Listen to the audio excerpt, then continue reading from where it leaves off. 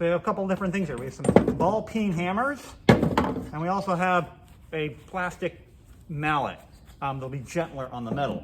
So if you want to make softer kind of dings and dents, or don't want to make dings and dents, the plastic handle can come in handy. I mean, the plastic mallet can come in handy. So we have some sheet here, and I'm going to start by showing you the swag block, and I'm going to go with the heavier one. I'm going to use the ball peen part of the hammer, and I'm just going to go in and hammer. You'll notice it kinks up there, so I want to be careful not to. Well, what's happening is I'm denting it, but I'm also stretching it out. And again, you don't want to get it to fold over, because you'll never get that out again. So I can even move it back and forth.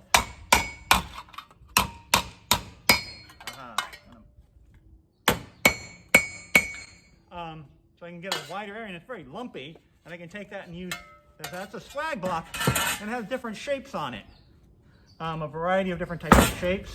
So we get gentler curves, tighter things. Utilize different parts of it.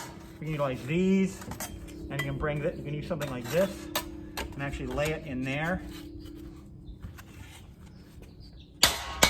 And kind of start to get a line, and you can even kind of do different things like that to shape the metal that way. Do be careful, because it's quite heavy. You don't want it to fall off and hit you in the foot. I mean, your kneecap would slow it a little bit down on its way to your foot. But anyway, so I can even come in these tighter areas, and you can use smaller ball peen hammers to get in tighter spots too. And even give yourself little dents, divots. You can stay into like a tear shape. So I'm stretching out the metal, and eventually I can stretch it out so thin it'll crack and break. But you can also use, so this is a swag block, has lots of these different shapes on it, and we have a stake over here that we can lay this on top, flip this around, so now you're kind of doing the inverse. Like instead of doing this, you're doing this. And I can smooth out, you can kind of planish. Now you can use this to bend around like that, but to go back to stretching it,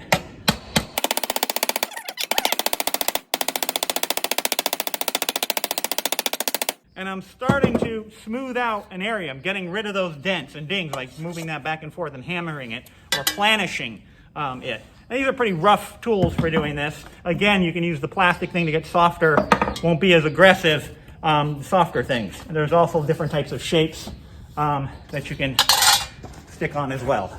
Another tool we have is the English wheel. And it does similar things in the hammering and the planishing, actually.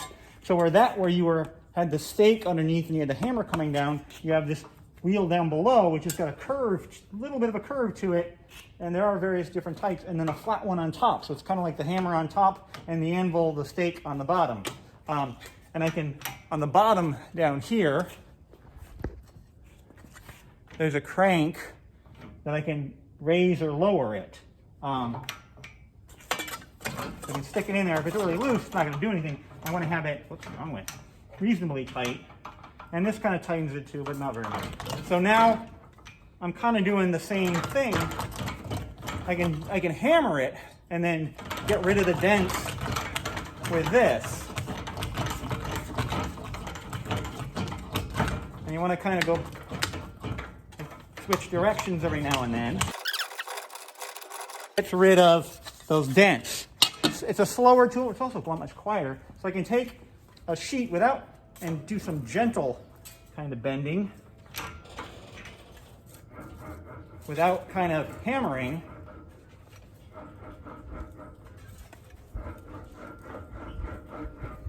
So I'm slowly stretching out the metal again. But instead of it being a hammering, it's just a continuous force of pressure. That's why it has this big kind of arm to make sure that this doesn't go up. So it takes longer. It's a slower process. And you got to kind of watch what you're doing, you know, as you do it. You start to get a kind of a curve to the metal. Sometimes it's hard. If it's tight, you can kind of slide in there. Just be careful of your fingers, you don't pinch them in there, because that will hurt. Just like your hand with a hammer, sorry. Anyway, you can smooth out your hammer blows. So that's the English wheel. All right. Another tool for shaping is a bending brake, or just brake. And that operates, it has a plate here that can be raised and lowered. Again, don't stick your fingers in there to pinch. So that goes up and down. And then it has a lever here. As I pull this forward, this part, this raises and clamps down. Okay? So I can take the metal, and you would have marks on it, draw a line or something like that. I can take the metal, put it in there, clamp that down, and then lift these up. And I could stop here, or I could keep going. And then I can release this, and then I get a bend. Now I can also use that. Sometimes people like to do a little bit of a bend. Move it a little bit. But you can only go so far because you're going to hit this part. Like that. You have to kind of plan out what you're doing. Okay? So you can bend your sheet metal up to about 16 gauge. By the way, this was made by Roper Whitney over on 2833 Huffman Boulevard in Rockford, Illinois. Lived kind of down the street from those guys. Another bending, shaping, metal shaping tool is a roll. Or this is a three-roll roll bender. So there's a roll down the bottom, there's a roll up here, there's two here that you feed the metal into, and the one in the back that you control how much it bends. So these two you feed the metal into. It can work with mostly sheet 16 gauge, but you can also use rod if you use these grooves right here. So do not put the rod over here. This metal gets fed into here, and I can open and close that by loosening this. There's another one on the other end. So you can have it even if you had a long piece. So you want it tight enough so that it grabs it. Do not stick your fingers in there and turn the crank. You'll smash your fingers. If you're working with somebody, you're working together, you know, make sure you keep your fingers away. Don't have someone just turning the crank and someone feeding something in and get their fingers caught in there and get squished. The amount of bend we're going to get is controlled by this one in the back. So this one here, the farther out it is, the wider, the longer the radius of the bend is going to be, the bigger the circle. So I can bring it out quite a bit and then turn the crank and feed it through and get a curve. Like that. And if I want it tighter, and it doesn't have any markings or settings on it, so you kind of have to adjust it as you go along. So I would bend it a little bit wider. If you try to, if you get it too tight of a bend, too small of a bend, and you want to stretch it out, it's very hard to not have that be even. So if you go too big, and then you tighten it up some more, so I can stick this in here, and I can even get that to there, and I can turn this, and I would turn the one on the other end there. But let's see how I can go really tight. That, and now it's stuck in there. I can't get it out. So we'll deal with that momentarily here. If we want to get it out, we have to do a couple of things. So it's kind of stuck in there.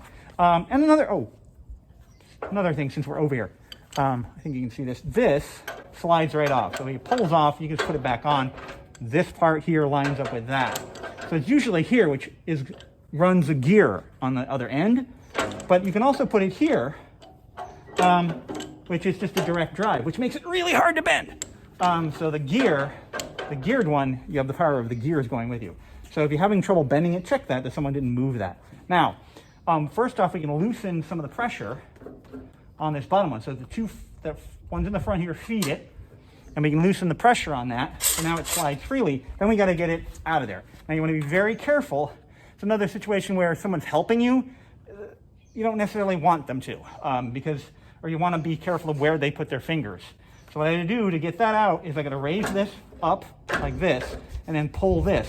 And I'm going to grab it just by this part here.